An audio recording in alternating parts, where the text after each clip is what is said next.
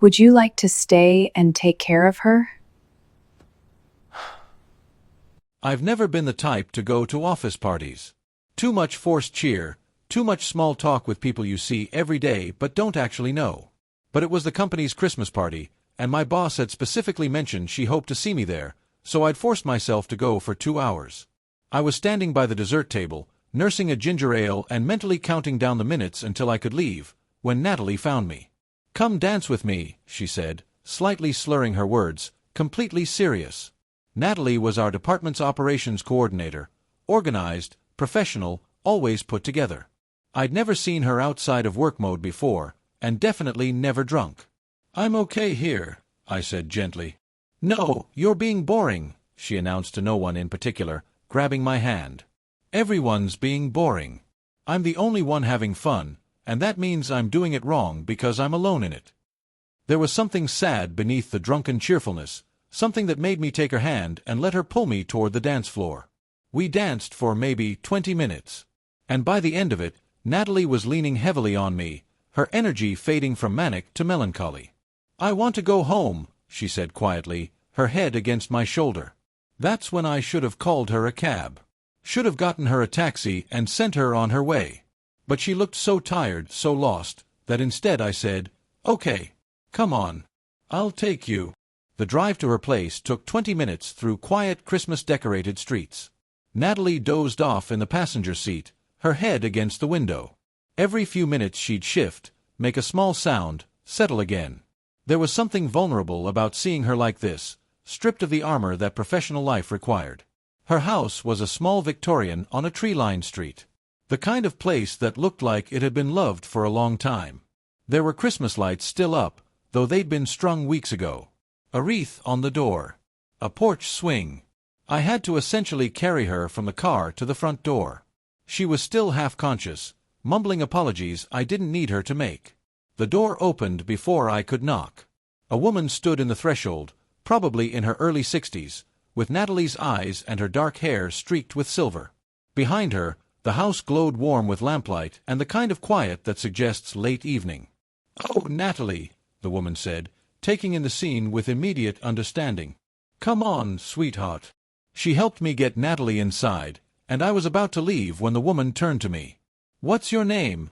she asked. "I'm Marcus," I said. "I work with Natalie." "Marcus. I'm Catherine, Natalie's mother." She looked at me carefully, and there was something in her expression that made me wait instead of immediately heading for the door. "Would you like to stay? Just for a moment. I want to get her to bed, but it might be good to have someone to talk to. I've had a difficult week." I should have said no. I didn't know this woman. It was late. I had a full day ahead of me. But there was something in the way she asked, not demanding, not presumptuous, just asking. And something in me recognized that she needed someone, even a stranger, even just for a moment. "Okay," I said. "Yes. I can stay for a few minutes." Catherine got Natalie upstairs and into bed with an efficiency that spoke of routine. I waited in the living room, noticing details. Photographs on the mantel. A man who looked like he was Natalie's father, younger, smiling at the camera with his arm around Catherine. Recent dates on the photos.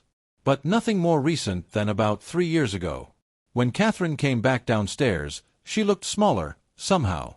She gestured to the couch. "Can I get you anything?" she asked. "Tea. Coffee. Something stronger." "Tea is fine," I said. We sat in the kitchen, a warm, well-used space that smelled like cinnamon and old memories, and Catherine made tea with practiced movements. Her hands shook slightly as she poured. "I'm sorry," she said, handing me a mug. "I don't usually invite strange men into my home at midnight. But tonight I didn't want to be alone." "It's okay," I said. And I meant it.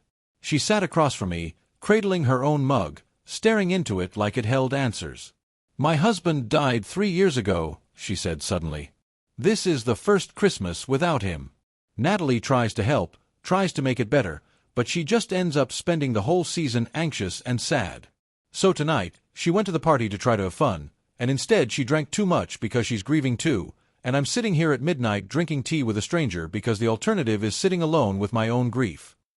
I didn't know what to say, so I just listened. His name was Robert, she continued. He was the kind of man who made everything feel easy. He was present. He was kind. And when he died, I realized I'd built my entire life around him, and I didn't know who I was without him.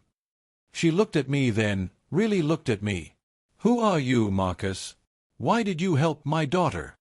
Because she needed help, I said simply. And because I could. Catherine nodded, like that made perfect sense. Like it was the right answer. Do you believe in signs? She asked. I'm not sure, I admitted. I do. Or maybe I'm just lonely enough to want to believe in them. But Robert always said that the universe puts people in your path when you need them. And tonight, my daughter came home drunk and brought a stranger who was kind enough to stay and listen to a widow talk about her dead husband. So either that's a sign, or I'm about to make this very awkward by asking something I shouldn't ask. I waited.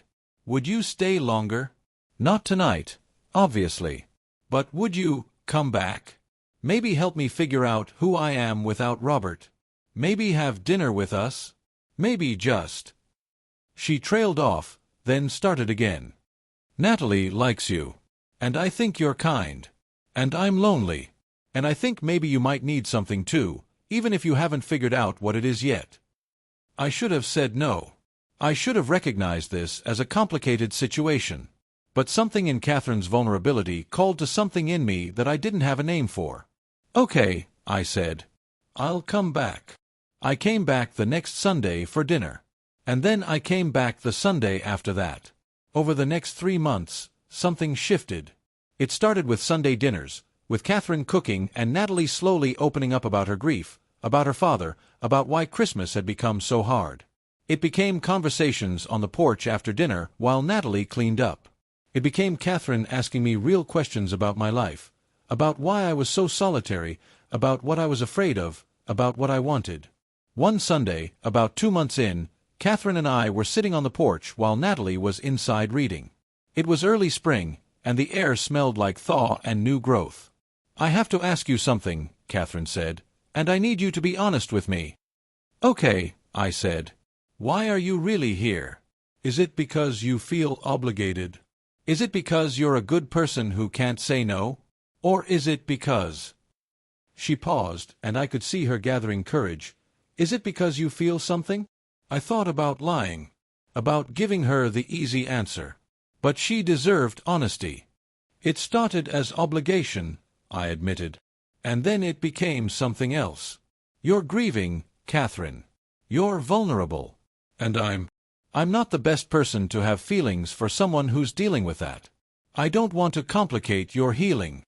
My healing isn't your job, Catherine said quietly. But maybe we could heal alongside each other. Maybe that's what this is. Not you saving me or me needing you, but just 2 people showing up for each other because they want to. I'm scared, I said. Of what? Of not being enough. Of you realizing that I'm just the guy who drove your daughter home that one night, and there's nothing special about me. Of you going back to your grief and realizing you don't actually need me. Catherine reached over and took my hand. Marcus, I will grieve Robert for the rest of my life. That's not going away. But grief doesn't have to be lonely. And you've become important to me. Not because you saved me, but because you stayed. You could have left that night. You could have left every Sunday after. But you didn't. You came back. That's the thing that matters. I kissed her then, slowly and carefully, like she was made of something precious and fragile. 1 year later, we were still on that porch, but the world had changed. Catherine and I had moved in together. Natalie had started therapy and was doing better. We'd created a new kind of family, not replacing Robert, but building something alongside the grief, something that acknowledged his absence while celebrating connection. Catherine was in her garden, and I was bringing her tea, and Natalie was inside making dinner.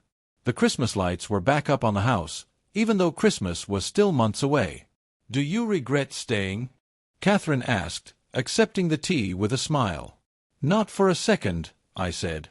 Even though that's not how love is supposed to happen. even though we didn't fall in love the way people in movies do. Especially because of that, I said. We fell in love because we chose to keep showing up. Because we were both broken and we figured out how to be broken together. That's better than any movie. Catherine squeezed my hand, and in that squeeze was gratitude and vulnerability and 3 years of grief held gently, and the hope that maybe, just maybe, the hard things in life could lead somewhere beautiful if you let them. If you enjoyed this story, don't forget to hit that like button, subscribe for more heartfelt tales, and drop a comment letting us know where you're listening from. We'd love to hear your thoughts and connect with you. Thanks for being part of the Unscripted Stories community.